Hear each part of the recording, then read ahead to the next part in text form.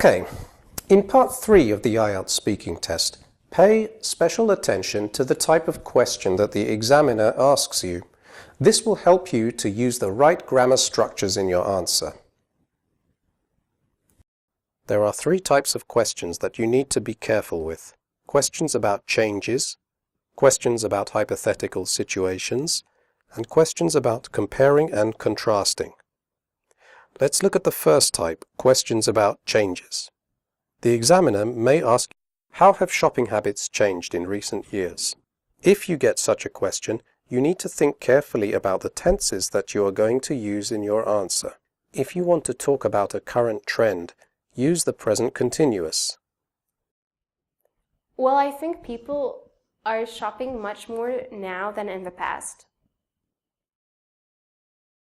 If you want to say how a situation has changed over time, up to the present moment, use the present perfect. I think people's shopping habits have changed dramatically in recent years. If you want to talk about something that people did regularly in the past but not today, use used to or didn't used to. I think people didn't used to shop very much in the past.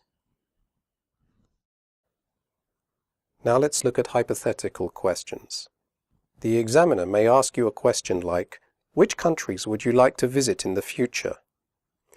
If you get such a question, you need to think about the structure you are going to use in your answer.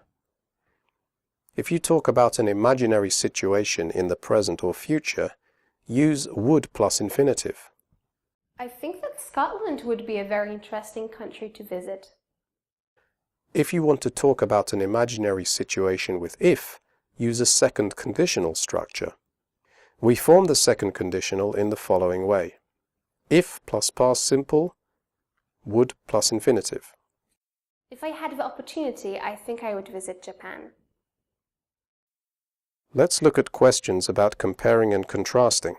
The examiner may ask you to compare and contrast something. For example, do you prefer to live in the city or countryside?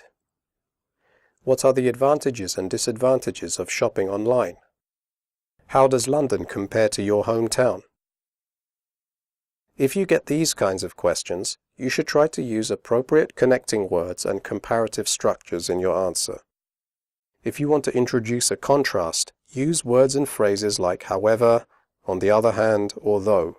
Shopping online is very convenient. You can do it from the comfort of your home.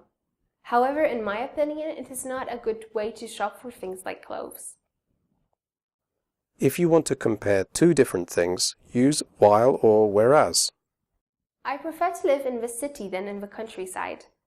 In the city you have more shops and places of entertainment, whereas in the countryside there isn't much to do. If you want to express a comparison using adjectives, use appropriate comparative and superlative structures. It's natural to use qualifying words like far, a lot, a bit, a little, slightly. The plane is far more expensive than the train.